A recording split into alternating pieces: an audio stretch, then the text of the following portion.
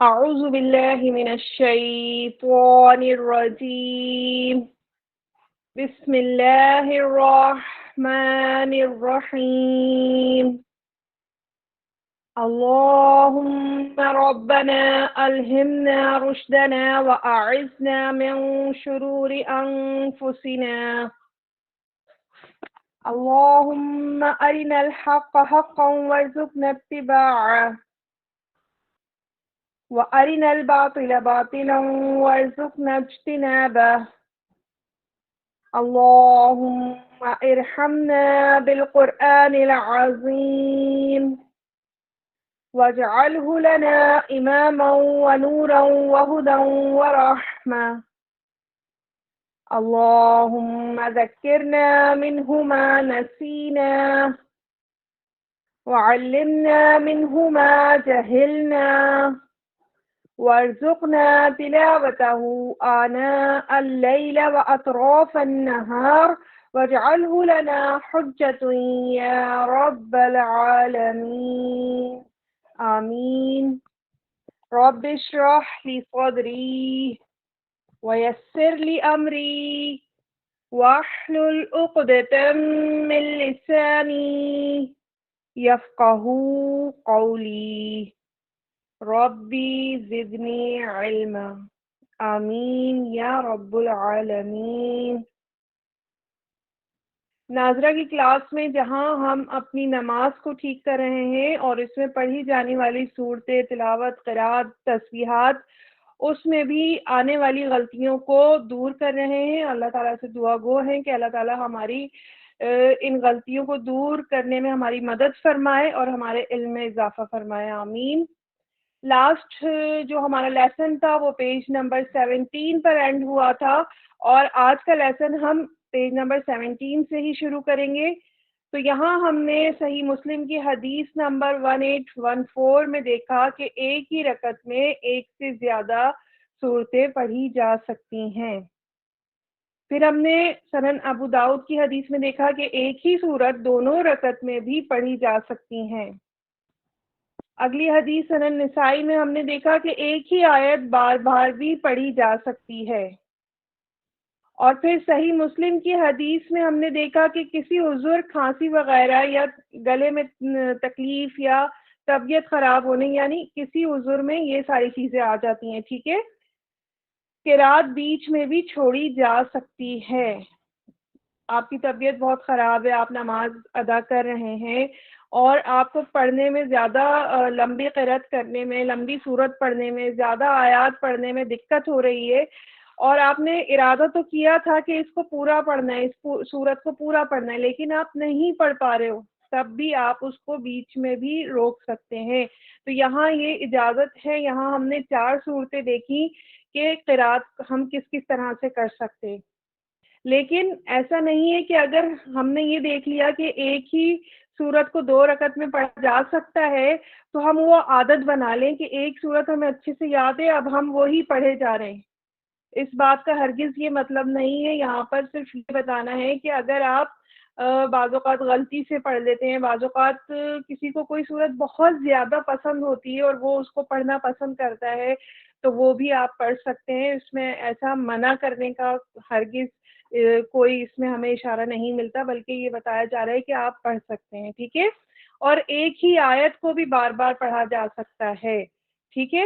لیکن یہی بات ہے کہ اس کا معمول نہیں بنانا کہ بس اب اس کے علاوہ آپ نے کچھ کرنا ہی نہیں ہے، ایک آیت بھی کافی ہے میرے لیے، اب میں قرات میں بس یہ آیت ریپیٹ کروں گی اور پھر نیکسٹ رکعت میں بھی یہی پڑھ لوں گی. تو ایسا نہیں ہے. آپ نے اپنی ویکیبلری کو بڑھانا ہے، آپ نے اپنے حفظ کو بڑھانا ہے، آپ نے صورتوں کو بڑھانا ہے، کیونکہ ہمیں جو ہے جتنا زیادہ یاد ہوگا ہمارے لیے اتنا زیادہ بہتر ہے. ٹھیک ہے نا. جب اللہ تعالیٰ نے ہمیں اتنا بہترین دماغ دیا ہے، ایک نظام بنایا ہے، ہم اتنی کروڑوں چیزیں یاد رکھ کر بیٹھے ہوتے ہیں. ٹھیک ہے نا. تو ہم قرآن کو کیوں نہیں یاد کر سکتے؟ بالکل کر سکتے ہیں. جب ہم بہت اچھے سے پڑھنا سیکھ رہے ہیں تو ہم انشاءاللہ اس کو یاد بھی کریں گے. اب یہاں پر ایک رکعت میں ایک سے زیادہ صورتیں بھی پڑھی جا سکتی ہیں. ٹھیک ہے.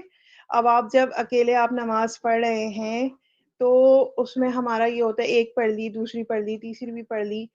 جتنا آپ پڑھ سکتے ہو آپ پڑھ سکتے ہو، آپ کو اجازت ہے۔ تو یہاں ہم نے دیکھا کہ کم سے کم کا بھی بتا دیا گیا، دوبارہ ریپیٹ کرنے کا بھی بتا دیا گیا، اور زیادہ سے زیادہ کا بھی بتایا گیا ہے۔ ابھی جو میں نے کہا نا کہ ایک ہی آیت کو بار بار پڑھنا بھی صحیح ہے، لیکن اس کی عادت نہیں بنانی، کیونکہ ہمیں یہ یاد رکھنا ہے کہ ہم نے یہ بھی دیکھا کہ ایک سے زیادہ بھی صورتیں پڑھ سکتے ہیں، ٹھیک ہے؟ تو یہاں بتائی گئی چاروں احادیث کی روشنی میں ہمیں اپنی نماز کو بہت اچھا اور خوبصورت کرنا ہے۔ اب ہم دیکھتے ہیں کہ نماز میں جب سجدے والی آیات آ جائیں تب ہمیں کیا کرنا چاہیے۔ تو ہمیں پتہ چلا کہ ہمیں سجدہ کرنا چاہیے۔ کون سی حدیث سے؟ صحیح بخاری کی حدیث 1078 میں سیدنا ابو رافع رضی اللہ تعالیٰ عنہ نے کہا کہ میں نے ابو ہریرہ رضی اللہ تعالیٰ عنہ کے ساتھ نماز عشاء پڑھی۔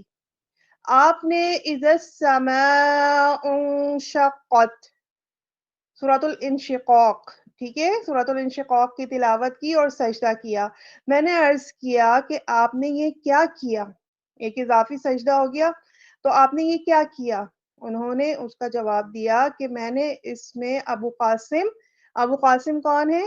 ہمارے پیارے نبی صلی اللہ علیہ وسلم، ٹھیک ہے، ابو قاسم صلی اللہ علیہ وسلم کی اقتداء میں سجدہ کیا تھا، اور ہمیشہ سجدہ کرتا ہوں تاکہ آپ صلی اللہ علیہ وسلم سے جا ملوں، یعنی کہ جب تک میں زندہ ہوں، اور آخر میں جب روز محشر رسول اللہ صلی اللہ علیہ وسلم سے ملاقات ہوگی تو اس وقت تک، یعنی زندگی میں، اپنی زندگی میں اسی طرح کرتا رہوں گا۔ تو ہمیں پتہ چلا کہ نماز میں اگر سجدے کی آیت آتی ہے تو ہمیں اس نماز کے اندر ہی وہ ایک اضافی سجدہ کرنا ہوتا ہے، ٹھیک ہے۔ اچھا، سجدہ کرنے کا کیا طریقہ رہے گا؟ سجدہ جیسے ہم کرتے ہیں ویسے ہی رہے گا، لیکن اس کی دعا ہے وہ ہمیں یاد کرنی چاہیے۔ یہاں پر ہم دیکھتے ہیں جامع ترمذی کی حدیث 3424 سے ہمیں یہ دعا ملتی ہے۔ یہاں میں دعا کو آرام سے پڑھوں گی اور 2 بار دہراؤں گی، ٹھیک ہے۔ آپ سب نے میوٹ رہتے ہوئے پڑھنا ہے تاکہ جب آپ یاد کریں تو آپ کے ناظرہ میں غلطی نہیں آئے، ٹھیک ہے۔ غور سے سننا ہے۔ اللہم اکتب، یہاں میم کو کاف سے ملایا ہے، اللہم اکتب، ٹھیک ہے۔ اللہم اکتب لی بہا عندک اجرا، اللہم اکتب لی بہا عندک اجرا وَدَعْ عَنِّي بِهَا وِزْرًا، ضاد کو عین سے ملایا، وَدَعْ، یہاں جھٹکا نہیں آئے گا، وَدَعْ نہیں کرنا، وَدَعْ عَنِّي، پھر عین کو نون مشدد سے ملایا جس میں ہم نے غنہ کرنا ہوتا ہے، عَنِّي بِهَا، عَنِّي بِهَا وِزْرًا وَاجْعَلْهَا لِي عِندَكَ دُخْرًا، وَاجْعَلْهَا لِي، وَاجْعَلْهَا لِي عِندَكَ دُخْرًا وَتَقَبَّلْهَا، وَتَقَبَّلْهَا مِنِّي كَمَا، یہاں منی میں دیکھیے نون مشدد ہے، غنہ ہے، منی کما تقبلتها، تقبلتها، پہلے ہم نے کیا پڑھا؟ وتقبلها، اب یہاں پر کیا ہے؟ تقبلتها، ٹھیک ہے۔ یہاں پر کا فرق ہے، دونوں میں فرق رہے گا، ایک جیسا نہیں ہے۔ ریپیٹ کیجئے گا میرے ساتھ، وَتَقَبَّلْهَا مِنِّي كَمَا عَبْدِكَ دَاوُودَ، من عبدك داود۔ تو یہ جو دعا ہے یہ ہمیں سجدے میں پڑھنی ہے، ٹھیک ہے۔ سجدہ کرتے ہوئے اس دعا کو پڑھنا ہے۔ آپ سب اس دعا کو یاد کیجئے گا۔ اس کا ترجمہ دیکھیے، اے اللہ تو اس کے بدلے میرے لیے اپنے پاس اجر و ثواب لکھ لے، اور اس کے عوض مجھ پر سے گناہوں کا بوجھ اتار دے، اور اسے اپنے پاس میرے میرے لیے آخرت کا ذخیرہ بنا دے اور اسے میرے لیے ایسے ہی قبول کر لے جس طرح تو نے اپنے بندے داؤد علیہ السلام کے لیے قبول کیا تھا. جامع ترمذی کی حدیث 3424. اچھا آگے دیکھیے کہ قیام مکمل کرنے کے بعد، قیام کیا تھا ہمارا، ہم نے ثنا پڑھی، ٹھیک ہے، اس کے بعد تعوذ پڑھا، تسمیہ پڑھا، سورۃ الفاتحہ کی تلاوت کی، پھر ہم نے کوئی سورت کی قرات کی. اس کے بعد ہم نے کیا کیا، حدیث میں ہم نے کیا دیکھا تھا کہ رسول اللہ صلی اللہ علیہ وسلم تھوڑی دیر رکتے تھے وہاں پر، جو ہے سکتے کی حالت میں وہاں پر رکا کرتے تھے، مطلب قرات کرنے کے بعد اب وہ تھوڑا سا ٹھہر جاتے تھے. یہ نہیں کہ بس ابھی الفاظ ختم ہی نہ ہوئے کہ وہ رکوع کے لیے چلے گئے، ایسا نہیں کرنا ہے. ہماری عام طور پر نماز ایسے ہی ہوتی کہ ہمارے پڑھنے میں کہیں پر بھی وقفہ نہیں آتا، ایک چیز پوری ہو نہیں پاتی کہ جسمانی طور پر ہم دوسرے رکن کی طرف چلے جاتے ہیں. ٹھیک ہے، ایسا ہی ہے نا، ہماری زبان میں کہیں پر بھی وقفہ نہیں آ رہا ہوتا. تو یہاں پر ہمیں کیا کرنا ہے، قرات، سورت کی قرات کرنے کے بعد چند لمحے رکنا ہے، ٹھہرنا ہے، اور آگے ہمیں کیا کرنا ہوگا کہ قیام مکمل کرنے کے بعد تکبیر اور رفع الیدین کر کے رکوع میں جائیں. اب یہاں دیکھتے ہیں صحیح بخاری کی حدیث 738 735، صحیح مسلم کی حدیث 865. یہاں جو احادیث آپ کے سامنے رکھی گئی ہیں نا، آپ اس کو اسلام 360 سے سرچ کیا کریں، پڑھا کریں. آپ خود سے جب پوری ڈیٹیل حدیث پڑھیں گے تو آپ کو اور زیادہ اچھے سے یاد بھی رہے گا، اچھے سے کسی کے سامنے بیان کرنا ہو، ایکسپلین کرنا ہو، وہ بھی آپ کے لیے آسانی ہوگی. ٹھیک ہے. اچھا یہاں پر کیا درج ہے کہ آپ صلی اللہ علیہ وسلم نماز جو ہے تکبیر تحریمہ سے شروع کرتے اور تکبیر کہتے وقت اپنے دونوں ہاتھوں کو کندھوں تک اٹھا کر لے جاتے، اور جب رکوع کے لیے تکبیر کہتے تب بھی اسی طرح کرتے. یعنی جو سب سے پہلے ہم اللہ اکبر کہتے ہیں، جہاں سے ہماری نماز کا آغاز ہو جاتا ہے، تو ہم اپنے ہاتھوں کو بلند کرتے ہیں. ٹھیک ہے، اپنے ہاتھوں کو کندھوں تک اٹھا لیتے ہیں. تو وہی سیم طریقہ کیا کرتے تھے رکوع میں جانے سے پہلے بھی، اسی طرح سے ہمارے پیارے نبی صلی اللہ علیہ وسلم رفع الیدین یعنی ہاتھوں کو اٹھایا کرتے تھے. رفع مانے اٹھانا، یدین مانے دونوں ہاتھ. تو یہاں رفع الیدین کو سمجھ لیجئے گا کہ ہمارے پیارے نبی کا یہ طریقہ حدیث سے ثابت ہے. یہ ایسا نہیں ہے کہ کسی خاص فرقے سے بلونگ کرنے والے لوگ ہی اس کو فالو کر رہے ہوتے ہیں. اگر کوئی ایک عام مسلمان جو فرقہ واریت سے دور ہے اور احادیث کے ذریعے اپنی اصلاح کرتا ہے، احادیث کی روشنی میں اپنے اسلامی ارکان کو پورا کرتا ہے، تو اس کے سامنے یہ احادیث آئیں گی اور وہ ان کے اوپر عمل کرے گا. ٹھیک ہے. تو یہاں پر کسی خاص فرقے سے بلونگ کرنے والا ہی یہ عمل نہ کرے. ہر وہ مسلمان جو احادیث کے ذریعے اپنی تربیت کرتا ہے وہ جو ہے احادیث پر عمل کرنے والا ہوتا ہے. ٹھیک ہے. تو یہاں پر ہمیں حدیث کے ذریعے سے پتہ چلتا ہے کہ رسول اللہ صلی اللہ علیہ وسلم نماز کے دوران بھی جب اللہ اکبر کہا کرتے تو اپنے دونوں ہاتھوں کو بلند کرتے تھے. ٹھیک ہے. یہاں پر اللہ اکبر کی کبریائی، اللہ کی کبریائی بیان ہو رہی ہے، تو اس میں ہم اپنے ہاتھ اٹھا کر اس کے ساتھ جو ہے اظہار کرتے ہیں. ٹھیک ہے. تو یہ ہمارا طریقہ، ہمیں چاہیے کہ ہم بھی اس پر عمل کریں اور عمل کرنے والے بنیں، اور بغیر کسی کیا کہیں کہ ڈرے بغیر، ہچکچائے بغیر اللہ تعالیٰ اور رسول اللہ صلی اللہ علیہ وسلم کے بتائے ہوئے طریقوں پر چلنے والے بنے. ٹھیک ہے. یہاں میں نے اتنی ڈیٹیل اس لیے کہی کیونکہ رفع الیدین کو لے کر بہت سارے مسائل سامنے آتے ہیں، لیکن چونکہ ہم نماز کو ڈیٹیل سے سمجھ رہے ہیں تو اس لیے میں نے یہاں پر یہ بتانا ضروری سمجھا. ٹھیک ہے. تو یہاں پر رفع الیدین کب کرنا ہے کہ جب رکوع میں جانے سے پہلے ہم اللہ اکبر کہتے ہیں اس وقت ہم اپنے ہاتھوں کو بلند کریں. آگے دیکھتے ہیں کہ آپ صلی اللہ علیہ وسلم جب رکوع کرتے تو اپنی ہتھیلیوں سے اپنے گھٹنوں کو پکڑ لیتے اور اپنی انگلیوں کو کھول لیتے اور اپنی کمر کو دوہرا کرتے. سر نہ تو اٹھایا ہوتا اور نہ اپنے منہ کو ادھر ادھر موڑا ہوتا بلکہ سیدھا قبلہ رخ ہوتا.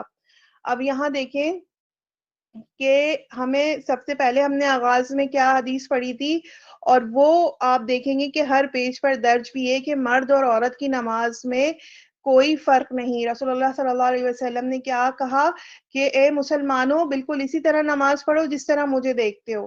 ٹھیک ہے. اب یہاں جو عام طور پر لیڈیز کے ذہنوں میں یہ بات ڈال دی ہے، بلکہ جینٹس کے بھی، وہ بھی یہ سمجھتے ہیں کہ لیڈیز اور جینٹس کی نماز بہت الگ ہوتی ہے. اگر وہ رکوع میں بھی جا رہے ہیں، صرف سجدے کا مسئلہ نہیں ہے، رکوع میں بھی جا رہی ہیں تو ان کو اتنا نہیں جھکنا، صرف انگلیوں سے گھٹنے کو چھو لینا یا پھر گھٹنے کی طرف لے جانے کا اشارہ کرنا بھی کافی ہوتا ہے، اور جھکنا کم سے کم ہوتا ہے لیڈیز کو. ٹھیک ہے. یہاں تک بھی میں نے سنا ہے کہ صرف اشارہ کر دیں اور تھوڑا بہت ہاتھ نیچے لے جائیں، کمر جو ہے پوری جھکنی نہیں چاہیے. تو یہ ساری چیزیں غلط ہیں. جو رسول اللہ صلی اللہ علیہ وسلم کا طریقہ ہے وہی ہمارے بھی رکوع کا ہوگا، یعنی لیڈیز کے لیے بھی، بچیوں کے لیے بھی یہی طریقہ رہے گا کہ آپ نے اپنی ہتھیلیوں سے اپنے گھٹنوں کو پکڑنا ہے اور کمر کو اتنا جھکانا ہے کہ وہ سیدھی محسوس ہو، اتنی جھک جائے نیچے تک. جب آپ گھٹنوں کو گرفت کریں گے، پکڑیں گے، تو آپ کا کیا ہوگا کہ آپ کی کمر لازمی جھکے گی.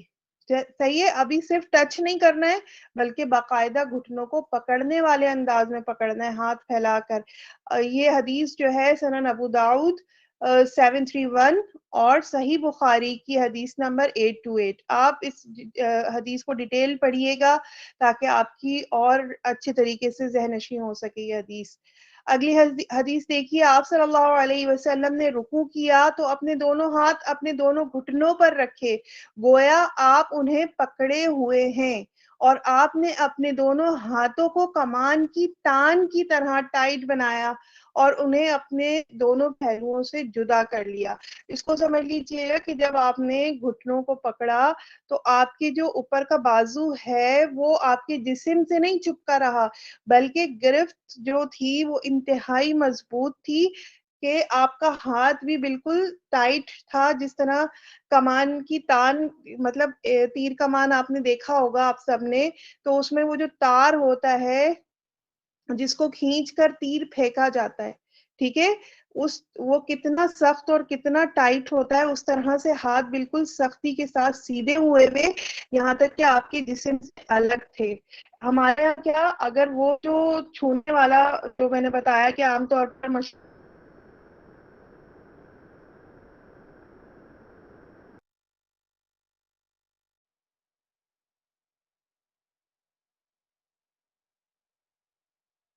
ہے کہ لیڈیز جو ہے صرف ہلکا سا ٹچ کر لے، ہلکا سا، تو اس دوسری حدیث سے بھی اتنا ہے کس طرح اپنے ہاتھوں کو سختی کے ساتھ سیدھا رکھنا ہے، جسم سے الگ رکھنا ہے. ٹھیک ہے. اپنے پہلوؤں سے الگ رکھنا ہے، جوڑ کے نہیں رکھنا.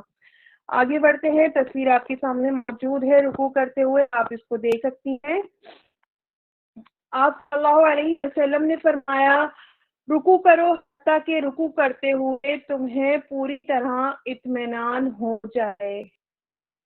صحیح بخاری حدیث نمبر 793 اور صحیح مسلم حدیث نمبر 885.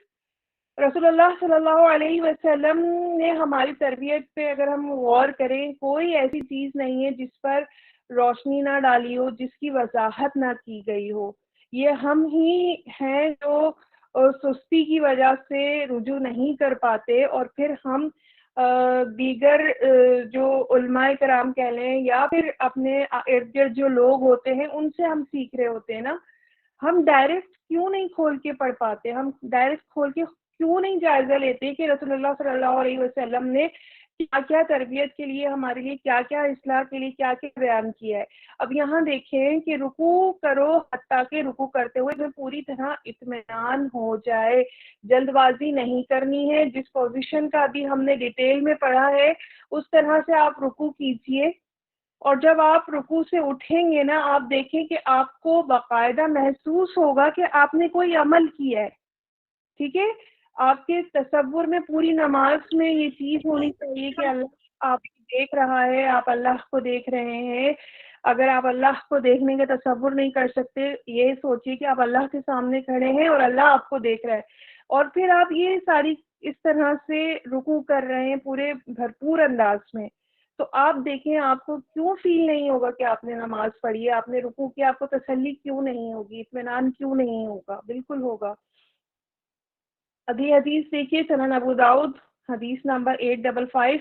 آپ صلی اللہ علیہ وسلم نے فرمایا آدمی کی نماز کفایت نہیں کرتی جب تک کہ وہ رکوع اور سجدے میں اپنی کمر کو برابر نہ کر لے۔ رکوع اور سجود، یہی دو جو ہے ہمارے نماز کے حصے ہیں جن کے اوپر طویل بحث ملتی ہے۔ طویل بحث ملے گی، ایسے رکوع نہیں کرو، ایسے سجدے نہیں کرو، لیڈیز کا الگ ہے، جینٹس کا الگ ہے۔ آپ دیکھیں ڈیٹیل، آپ خود بھی اگر آپ نے پہلے دوسرے انداز میں غلط انداز میں سجدہ کرتی تھی اور اگر آپ نے اس کو تبدیل کیا ہے تو ضرور وہ نوٹس کیا جاتا ہے کہ یہ اس طرح سے کیوں اب آپ پڑھ رہی ہو۔ ٹھیک ہے، اب یہاں دیکھیں حدیث میں کلیئر ہو گیا کہ رکوع اور سجود سجدے میں اپنی کمر کو برابر نہ کرو، یعنی اپنے رکوع کا جو انداز ہم نے اوپر دیکھا وہ اگر آپ پورے اچھے انداز میں نہیں کرتی تو آپ کی نماز آپ کی کفایت نہیں کرے گی، اگر آپ سجدہ اچھے انداز میں نہیں کرتی آپ کی نماز آپ کی کفایت نہیں کرے گی۔ ٹھیک ہے، تو ہم نے اپنے رکوع کو بہتر کرنا ہے، اچھے انداز میں کرنا ہے، اور اپنے سجدوں کو بھی بہترین انداز میں کرنا ہے۔ ٹھیک ہے، یہاں دیکھیں لیڈیز کی ایک پکچر آپ کے سامنے ہے، اور اس میں جو ریڈ لائن سے ہاتھ کی لکیر کے اوپر ایک ڈالا ہوا ہے کہ مینشن کیا ہوا ہے کہ ہاتھ کس طرح پہلو سے الگ ہیں۔ ابھی اسی تصویر کو آپ سوچیں کہ یہ جو یہاں اتنی جھکی ہوئی ہے جس میں کمر بالکل سیدھی ہے، اگر وہ صرف ہلکا سا جھک کر اشارہ دے تو اس کا ہاتھ بھی پہلو سے جڑا ہوگا جو کہ حدیث کے برخلاف ہے، اس کا ہاتھ ہتھیلی جو ہے وہ گھٹنے کو نہیں پکڑی ہوگی، وہ بھی حدیث کے خلاف ہے، اور پھر ہماری کمر برابر نہیں ہوئی تو ہمارا رکوع ہماری نماز جو ہے وہ کفایت نہیں کرے گی۔ ٹھیک ہے، تو ہمیں اپنے رکوع کو بہتر کرنا ہے۔ اب ہم دیکھتے ہیں کہ ہمیں اپنے رکوع میں تسبیحات کون سی پڑھنی چاہیے۔ تو یہاں جو ہم پڑھتے چلے آ رہے ہیں بچپن سے، ٹھیک ہے، بچپن سے نماز پڑھ رہے ہیں نا الحمدللہ، اگر پابندی نہیں ہے لیکن پھر بھی ایک یا دو یا تین نمازیں یا چار نمازیں امید کرتی ہوں کہ آپ سب پڑھتے رہے ہوں گے پہلے۔ ٹھیک ہے، تو ہماری زبان پر وہ طوطے کی طرح رٹے ہوئے الفاظ ہیں جو کہ بہت سارے ہماری اصلاح ہونے کے بعد، قواعد سیکھنے کے بعد، مخارج ٹھیک ہونے کے بعد بھی ہم اسی طرح ہی رٹے رٹائے جملے ادا کر لیتے ہیں۔ ہمارا وہ جو ایک طرز ہمارے لہجے میں چپک کر رہ گیا وہ نہیں ہٹ رہا۔ یہاں ہم اپنی ریگولر پڑھنے والی تسبیح کو بہتر کریں گے اور دیکھیں گے کہ کیا ہم ٹھیک پڑھتے رہے یا ہمارے پڑھنے میں غلطی رہی۔ ٹھیک ہے، اور آج کے بعد سے ہمارے پڑھنے میں انشاءاللہ غلطی نہیں آئے گی۔ تو چلتے ہیں ہم اپنی اگلی حدیث کی طرف، سنن ابو داؤد حدیث نمبر 869 اور صحیح مسلم اور سنن ابن ماجہ، سنن نسائی، ان چاروں کتابوں سے ہمیں یہ حدیث میں ملتا ہے کہ رسول اللہ صلی اللہ علیہ وسلم نے فرمایا اسے اپنے رکوع میں کہا کرو، یعنی آگے جو تسبیح ہے اس کو دہرایا کرو، اپنے رکوع میں کہا کرو۔ کیا کہا؟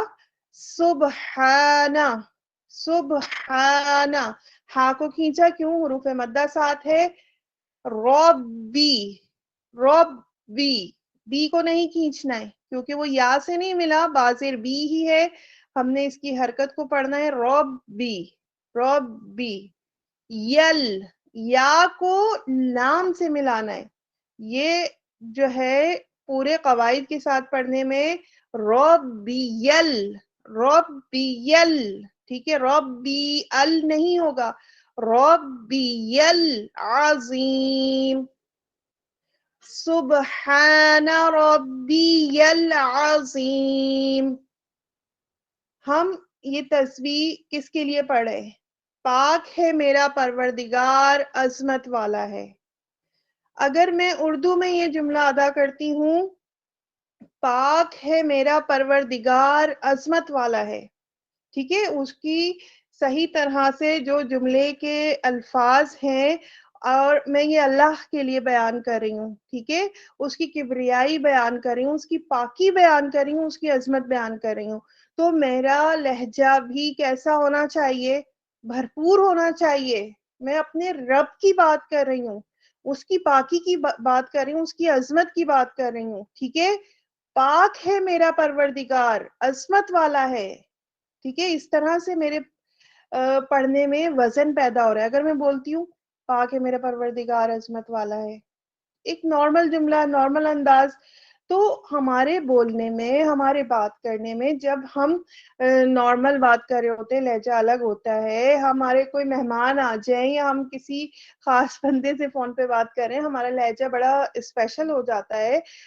اللہ تعالیٰ کی کبریائی بیان کرتے ہوئے، اللہ تعالیٰ کی عظمت بیان کرتے ہوئے اپنے لہجے کو کیسا رکھیں گے؟ آپ خود سوچئے. ہمارا لہجہ بھرپور ہونا چاہیے. تو یہاں ہم نے یہ عربک کے جو الفاظ ہیں اس کا ترجمہ اردو میں اپنی زبان میں سمجھا. آپ سب کو یہ یاد ہونے چاہیے، ان کی ٹرانسلیٹ یاد ہونی چاہیے کہ آیا آپ نماز میں پڑھتے کیا ہیں. تو اب اسی حساب سے ہم اپنے رکوع کی تسبیح کو پڑھتے ہیں.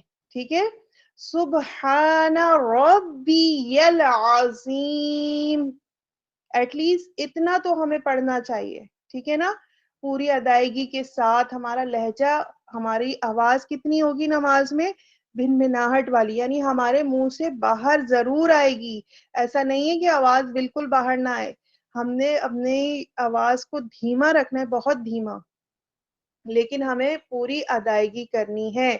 ٹھیک ہے، تو یہاں اب ہم نے اس کو 3 بار، 5 بار، 7 بار ہم اپنی حساب سے دہرا سکتے ہیں. ٹھیک ہے، میں یہاں پر یہ کہوں گی کہ ہماری فجر کی نماز بہت چھوٹی سی ہوتی ہے، مختصر ہوتی ہے. ہمارے دن کا آغاز ہو رہا ہوتا ہے، تو ہمیں چاہیے کہ ہم اپنے رکوع اور سجود میں جو تسبیحات ہیں اس کی تعداد کو بڑھا کر پڑھیں. ٹھیک ہے نا، باقی دن کی جو ہماری نمازیں تھوڑی سی بڑی بھی ہوتی ہیں، بعض اوقات ہم مصروف ہوتے ہیں اور ہم اتنی زیادہ تسبیحات اس میں نہیں پڑھ پاتے، تو ہم زیادہ تر 3 پر یا 5 پر اکتفا کر لیتے ہیں. ٹھیک ہے، لیکن ہمیں کیا چاہیے کہ ہم اپنی فجر کی نماز کی تسبیحات کو بڑھا دیں. ہم اپنے رکوع میں، سجود میں 5 سے 7 دفعہ لازمی پڑھیں. ٹھیک ہے، تو یہاں پر اب بہت اچھے انداز میں ادا کرنا ہے. اپنے رکوع میں ابھی کلاس کے بعد جو بھی آپ نماز پڑھیں گے اس تسبیح کو بہت اچھے انداز میں پڑھیں گے انشاءاللہ. سبحان ربی العظیم، سبحان ربی العظیم، سبحان ربی العظیم. یہاں میں نے 3 بار پڑھا. ٹائم کا اندازہ آپ لگا لیجئے. ہمارا رکوع کم از کم اتنی دیر تک تو ہونا چاہیے. ٹھیک ہے، ایسا نہیں ہے کہ اب آواز رکی نہیں ہماری، ہم نے جو ہے سورۃ الفاتحہ کے بعد سورت پڑھی، اس کے فوراً بعد ہم رکوع میں چلے گئے. رکوع میں ہم نے گڑ گڑ گڑ گڑ گڑ مشین چلا دی اور جو ہے پڑھا اور پھر سیدھے ہو گئے اور پھر فوراً ہم سجدے میں چلے گئے. یہ ہمارے نماز کا معیار نہیں ہے. ٹھیک ہے، یہ ہماری نماز کا معیار نہیں ہے. ہم اپنے رب کے سامنے کھڑے ہیں، ہم ہر جو سجدہ ہے، رکوع ہے، بہت سنبھل کے، بہت آرام سے کرنا ہے. ٹھیک ہے، تو یہاں پر ہم آگے بڑھتے ہیں، اپنی تسبیح کے بارے میں اور ڈیٹیل دیکھتے ہیں. رسول اللہ صلی اللہ علیہ وسلم اپنے رکوع اور سجدے میں بکثرت یہ کلمات کہا کرتے تھے. سبحانک اللہم ربنا وبحمدک اللہم اغفر لی. تیری پاکیزگی بیان کرتا ہوں اے میرے اللہ، ہمارے رب، تیری حمد کے ساتھ اے میرے اللہ مجھے بخش دے. صحیح بخاری حدیث نمبر 794، صحیح مسلم حدیث نمبر 1085. کیا الفاظ ملتے ہیں؟ سبحانک اللہم ربنا وبحمدک اللہم اغفر لی. یہ کب پڑھنا ہے؟ رکوع میں. جو تسبیح ہم رکوع کی پڑھتے چلے آ رہے ہیں وہ بھی ثابت ہے حدیث سے، سبحان ربی العظیم، ٹھیک ہے، اور یہ تسبیح بھی ہمیں تربیت کی گئی ہے، اس انداز میں بھی ہمیں اپنی اظہار کرنے کا بتایا گیا ہے، کیونکہ رسول اللہ صلی اللہ علیہ وسلم یہ کلمات بھی ادا کرتے تھے، ہمیں کیا چاہیے، ہمیں بھی یہ الفاظ سیکھنے چاہیے، ٹھیک ہے نا۔ میں نے ایک مثال دی تھی نا کہ ہم کہیں جا رہے ہیں کسی نئے علاقے میں، ہمیں ایڈریس چاہیے ہوتا ہے، یا تو ہم گوگل کے ذریعے دیکھ لیتے ہیں، ابھی تو ہمیں آسانی ہے، ورنہ جو ہے کسی سے پوچھ پاچھ کے جاتے تھے، بھائی یہاں مڑنا ہے وہاں مڑنا ہے۔ اور اگر ہم کہیں جا رہے ہیں، ہم 4-5 لوگ ہیں اور اس میں سے ایک بندے کو وہ علاقہ، اس کی واقفیت ہے، وہ کہیں سے بھی آپ کو لے جائے گا، اور ہم بار بار اس سے پوچھ رہے ہوتے ہیں ہاں اب کہاں جانا ہے، اب کہاں جانا ہے، تو وہ مطلب ایک اس کے اندر کوالٹی آ گئی نا کہ اس کو تمام گلیوں کا، راستوں کا پتہ ہے۔ تو ایز اے مسلم ہمیں بھی تمام تسبیحات اپنی نماز کی، ایٹ لیسٹ نماز میں پڑھنے والی دعائیں، تسبیحات، یہ سب بہت اچھے انداز میں آنی چاہیے، ٹھیک ہے۔ تو ہم نے اس دعا کو یاد کرنا ہے، اور ابھی کلاس میں رہتے ہوئے میں 3 بار پڑھتی ہوں، تھوڑا تھوڑا کر کے، بہت آسان الفاظ ہیں، ٹھیک ہے۔ آدھی سے زیادہ دعا تو آپ سب کو یاد ہے، صرف ترتیب یاد رکھنی ہے، ٹھیک ہے۔ تمام الفاظ کوئی ایسا نہیں ہے جو آپ جانتے نہ ہو، جو آپ کی دعاؤں میں نہیں آتے ہو الفاظ۔ تو میرے ساتھ ریپیٹ کیجئے، سبحانک اللہم، سبحانک اللہم، سبحانک اللہم ربنا، ربنا وبحمدک، ربنا وبحمدک۔ کاف کو میں نے یہاں ساکن کیا ہے، اگر کوئی پورا ملا کے پڑھتا ہے تو بھی پڑھ سکتا ہے، لیکن اگر ساکن کر لیتے ہیں آسان ہو جائے گا یاد کرنا، ربنا وبحمدک، ربنا وبحمدک۔ میوٹ رہتے ہوئے امید کر رہی ہوں کہ آپ سب پڑھ رہے ہوں گے، ہو سکتا ہے کہ آج کے لیسن میں یہی دعا دے دوں، ٹھیک ہے۔ سبحانک اللہم ربنا وبحمدک، سبحانک اللہم ربنا وبحمدک، سبحانک اللہم ربنا وبحمدک، اللہم اغفر لی، اللہم اغفر لی، اللہم اغفر لی۔ تو یہ دعا آپ سب نے زبانی یاد کرنی ہے، ٹھیک ہے۔ بہت چھوٹی سی دعا ہے، امید کرتی ہوں یہاں دہرانے سے تھوڑی آسانی ہو گئی ہوگی، اور یاد کرنے میں بھی انشاءاللہ آسانی رہے گی۔ اب دیکھتے ہیں کہ دوسری حدیث سے ہمیں کیا پتہ چلتا ہے۔ صحیح مسلم کی حدیث 1091، رسول اللہ صلی اللہ علیہ وسلم اپنے رکوع اور سجدے میں یہ کلمات، سبوح قدوس رب الملائکۃ والروح، نہایت پاک ہے، مقدس ہے، فرشتوں اور روح، جبرائیل علیہ السلام کا پروردگار۔ رسول اللہ صلی اللہ علیہ وسلم نے دیکھے کتنے پیارے الفاظ منتخب کیے کہ یہاں پر صرف انسانوں کی، اپنی نعمتوں کی یا اور اس کی بات نہیں کی، بلکہ فرشتوں کو بھی یاد رکھا، ٹھیک ہے نا۔ اور روح یعنی جبرائیل علیہ السلام کا پروردگار، یہ ہمیں یاد دلایا ہے کہ اللہ تعالیٰ کی جو قدرت ہے اس کو ذرا یاد رکھا کرو، کہ صرف اپنی نعمتوں کے اوپر ہی نظر نہیں ڈالو، بلکہ اور ارد گرد بھی دیکھو۔ ابھی ہمارا فرشتوں کو دیکھنا یا فرشتوں سے بات کرنا یا ان کی آمد کا پتہ چلنا ہمیں نہیں پتہ، ہمیں قرآن پڑھتے ہوئے یہ بات حدیث سے پتہ چلتی ہے کہ فرشتے جو ہے دعا کرتے ہیں، سنتے ہیں۔ آپ کہیں جاتے نیک عمل کرتے ہو تو فرشتوں کا یہ کردار رہتا ہے، فرشتے فلاں جگہ یہ کام کر رہے ہوتے، ٹھیک ہے، اور ہم اس پر یقین رکھتے ہیں۔ اللہ تعالیٰ کی جو مخلوق ہے جو ہمارے سامنے نہیں آتی لیکن ہمیں اس کے اوپر یقین ہے، الحمدللہ، یہ ہمارے ایمان اس دعا میں ہمارے پیارے نبی صلی اللہ علیہ وسلم نے فرشتوں کے حوالے سے، ٹھیک ہے، ان کا بھی پروردگار ہے، ان کو بھی ہمیں یاد دہانی کے لیے، اور یہ بہت بہت پیارے الفاظ ہیں. اور دیکھیں جبرائیل علیہ السلام کے لیے اسپیشلی یہاں پر الگ سے ذکر کیا گیا. جبرائیل علیہ السلام ہی وہ فرشتے ہیں کہ جس کے ذمے کیا تھا، نبیوں اور رسولوں کے پاس اللہ تعالیٰ کا پیغام لانا، وحی لانا، ٹھیک ہے. تو یہاں ہمارے پیارے نبی نے بہت خوبصورت الفاظ ہمیں تربیت کیے، اور یہ بھی ہمیں یاد ہونے چاہیے. بہت آسان الفاظ ہیں، میرے ساتھ دہرائیے گا. سبوح قدوس رب الملائکۃ والروح. سبوح قدوس رب الملائکۃ والروح. سبوح قدوس رب الملائکۃ والروح. ٹھیک ہے، یہ دونوں دعائیں آپ نے یاد کرنی ہے. آگے بڑھتے ہیں، پیج نمبر 25 ہے ہمارا. رسول اللہ صلی اللہ علیہ وسلم جب اپنا سر رکوع سے اٹھاتے تو دونوں ہاتھ بھی اٹھاتے، رفع الیدین کرتے، اور رکوع سے سر مبارک اٹھاتے ہوئے یہ کہتے تھے: سمیع اللہ لمن حمدہ. سمیع لمن حمدہ. سمیع اللہ لمن حمدہ. ربنا ولك الحمد. ربنا ولك الحمد.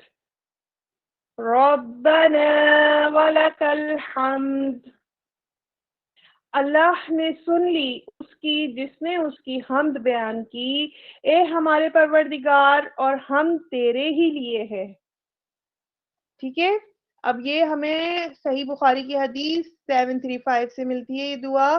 اب یہاں پر ہمیں کیا پتا چلا؟ ایک تو یہ کہ جب پہلے رکوع میں جاتے ہوئے اللہ اکبر کہنا تھا، اس وقت بھی رفع الیدین کرنا تھا. اب رکوع سے جب سر اٹھا رہے ہیں تو ساتھ ہاتھ بھی اٹھا لیے اور اللہ اکبر رفع الیدین کرتے، اور اللہ اکبر کہہ کر کیا کرتے؟ سمیع اللہ. اب یہاں سمیع اللہ نہیں کرنا ہے، سمیع اللہ. ریگولر پڑھے جانے والی دعاؤں میں غلطیاں نہیں ہونی چاہیے، ویسے تو کہیں بھی نہیں ہونی چاہیے کیونکہ مخارج اور قواعد بہت اچھے سے پڑھ لیے ہیں. لیکن میں نے کہا کہ جب ہم بچپن سے وہ ایک رٹے رٹایا جملہ ایک خاص ٹائم میں ادا کرنے کی عادت ہو چکی ہے تو اس کو ذرا سنبھالنے میں ٹائم لگتا ہے. الرٹ ہو کے پڑھنا ہے. میرے ساتھ دہرائیے: سمیع اللہ لمن حمدہ. حمدہ. سمیع اللہ لمن حمدہ. ربنا ولک الحمد. ربنا ولک الحمد. اس کا ترجمہ بھی آپ نے یاد کرنا ہے. رفع الیدین کا طریقہ آپ کے سامنے موجود ہے. اب دیکھتے ہیں پیج نمبر 26. جب آپ صلی اللہ علیہ وسلم رکوع سے سر اٹھاتے تو کہتے: سمیع اللہ لمن حمدہ. اللہ نے سن لی اس کی جس نے اس کی حمد بیان کی. جب ہمارے پیارے نبی صلی اللہ علیہ وسلم نے یہ الفاظ ادا کیے تو ایک شخص نے پیچھے سے کہا: ربنا ولک الحمد حمدا کثیرا طیبا مبارکا فیہ. اے ہمارے پروردگار، اور ہم تیرے ہی لیے ہے حمد بہت زیادہ پاک اور مبارک.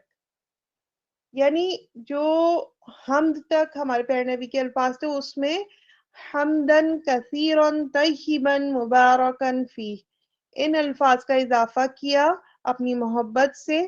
اب یہاں دیکھیں کہ آپ صلی اللہ علیہ وسلم نے کیا فرمایا کہ میں نے 30 سے زیادہ فرشتوں کو دیکھا کہ ان کلمات کو لکھنے میں وہ ایک دوسرے پر سبقت لے جانا چاہتے تھے. اب یہاں پر دیکھیں کہ رسول اللہ صلی اللہ علیہ وسلم نے ظاہر وہ فرشتوں کو دیکھ سکتے تھے، اور انہوں نے جو شخص تھا اس نے جو الفاظ ادا کیے اس کا بتایا، اس کی فضیلت کے بارے میں بتایا کہ یہ جو الفاظ ادا کیے فرشتے، ان الفاظ کی ترتیب، ان الفاظ کی ترتیب، ان الفاظ کو یا لکھنے کے لیے سبقت لے جانا کی کوشش کر رہے تھے کہ پہلے میں یہ لکھ لوں، پہلے یہ میں مکمل کر لوں، پہلے میں یہ سیکھ لوں. ٹھیک ہے، یہ والی چیز یہاں پر بھی بیان ہو رہی ہے کہ سیکھنے کا جو فرشتوں میں بھی جذبہ تھا کہ اتنے خوبصورت الفاظ ادا کر دیے تو ہم اس کو سیکھ لیں، ہم اس میں سبقت لے جائیں، ہم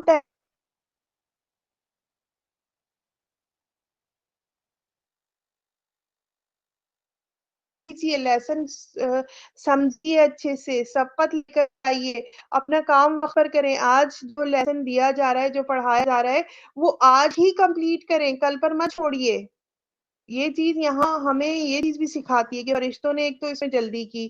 دوسری بات یہ دیکھیے کہ جب ہمارے پیارے نبی صلی اللہ علیہ وسلم مختصر الفاظ میں یہ دعا کرتے تھے، جب ہمارے پیارے نبی صلی اللہ علیہ وسلم جماعت پڑھاتے تھے تو وہ بہت طویل قرات کرنے سے بچتے تھے. ایسا نہیں ہے کہ یہ الفاظ جب اس شخص نے ادا کر دیے اور ہمارے پیارے نبی نے نہیں ادا کیے اور اس نے وہ بڑھا دیے. وہاں پر جو ہے یہ بھی دکھایا جا رہا ہے کہ وہاں جو مسلمان تھے ان کا جذبہ کیا ہے.